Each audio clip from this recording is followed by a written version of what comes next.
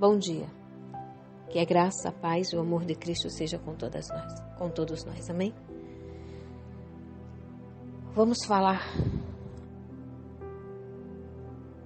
sobre fé. Hoje eu tinha separado para nós falarmos sobre o Salmo 119, verso 63. Mas como sempre, dobrei os joelhos e pedi ao Senhor que me mostrasse o que falar, o que gravar. E o Senhor disse no meu coração: continua falando de fé. Eu disse: Senhor, nós já falamos muito sobre fé. E o Senhor me disse: fé nunca é demais, filha. E o Senhor me deu um texto que me emocionou muito e eu vou passar para vocês agora. Que a graça, a paz e o amor de Cristo seja com todos nós e que nós possamos ter a fé como a dos nossos grandes mártires. Está escrito, Hebreus capítulo 11, verso 37 e 38. Já outros foram apedrejados e tentados, foram cerrados ao meio, morreram ao fio da espada, andaram vestidos de peles de ovelha e de cabra, aflitos e maltratados, dos quais o mundo não era digno, errantes pelos desertos e montes e pelas covas e cavernas da terra.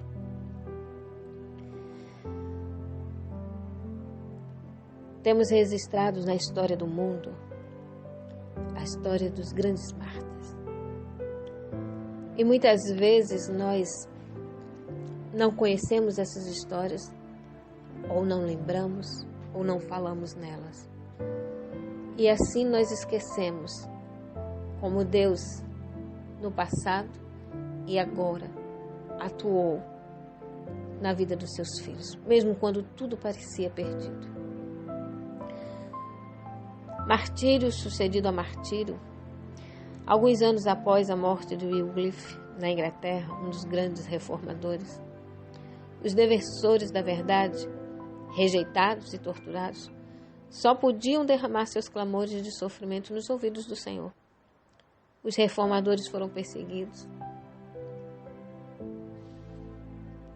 e encontraram abrigos da melhor forma possível entre as classes mais baixas. Pregando em lugares secretos e escondidos, mesmo em covas e cavernas, não deixaram de pregar.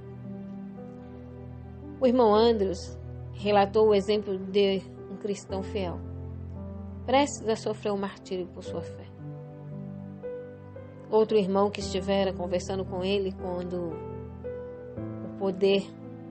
ao poder da esperança cristã, queria saber se teria força suficiente para manter-se firme enquanto a carne fosse consumida pelo fogo. E um cristão pediu ao outro um sinal, caso a fé e a esperança fosse mais forte do que o fogo ardente e consumidor. E chegou-se o dia do martírio, né? E a lenha foi arrumada e o fogo foi aceso.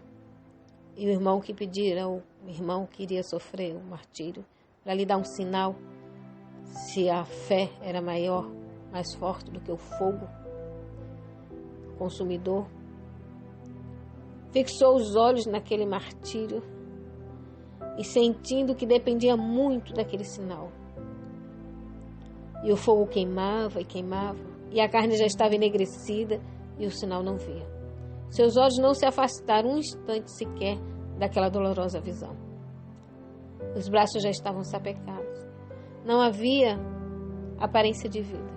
E todos pensavam: o fogo já consumiu, já concluiu a sua obra. E que nenhuma vida restava mais.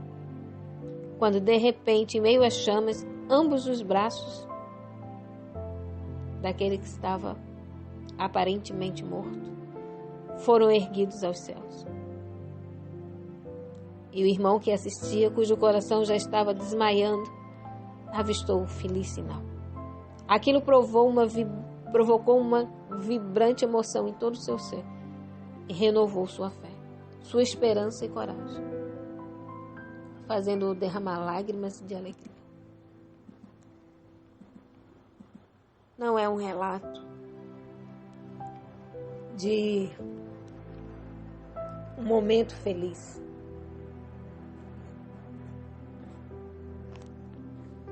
É um relato de um momento de fé. Fé em meio às chamas. O fogo não consumiu a fé. A fé pode resistir ao fogo, à tortura. Porque Deus é Deus. E Deus é tão misericordioso que Ele nos prova essas coisas da maneira que nós pedimos.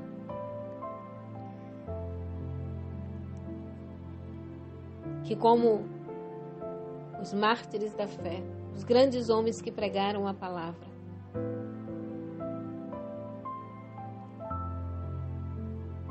que nós possamos ter uma fé inabalável, como os nossos irmãos que estão na galeria da fé em Hebreus.